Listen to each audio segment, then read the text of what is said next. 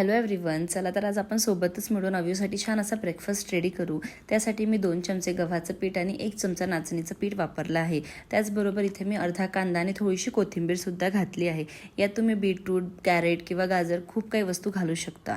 आज मी बेसिकच बनवते आहे। त्याचबरोबर मग बेसिक मसाले आपले तिखट, मीठ, हळद, धनेपूड हे सगळं घातलं आहे। त्याचबरोबर मग मी थोडीशी यात जिरेपूड आणि त्याचबरोबर ओवा आणि तीळसुद्धा घातला आहे।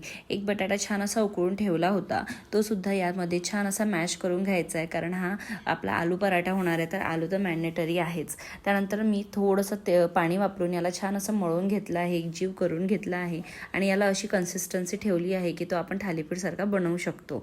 त्यानंतर तवा छान गरम करून घ्यायचा आणि त्यावर थोडंसं तूप घालायचं आणि मी with the help of my hand मी याला छान असं पसरवून घेतलं आहे। याला छान असं दोन्ही साईडला भाजून घ्या। पराठा नेहमी दोन्ही साईडला व्यवस्थित असा भाजला गेला पाहिजे। आणि त्याचबरोबर ना एक आणखी टीप आहे की कमी आचेवरच याला छान असं परतून घ्या म्हणजे भाजून घ्या। कमी ते मीडियमवरच करा, कारण तेजवर केल्याने आपला जो पराठा आहे तो जळेल आणि आतून कच्चासुद्धा राहील आणि ते मुलांसाठी अजिबात व्यवस्थित नाही राहणार। त्याचबरोबर मी थोडंसं दहीसुद्धा इथे यूज केलं आहे अव्यूला भरवायसाठी, कारण त्याला सॉस किंवा दही सोबत लागतं म्हणजे लागतंच आणि अव्यू खूप एन्जॉय करतो असल्या टाईपचे पराठे। तुमचं बाळही जर चपाती नसेल खात तर असं नक्की ट्राय करा।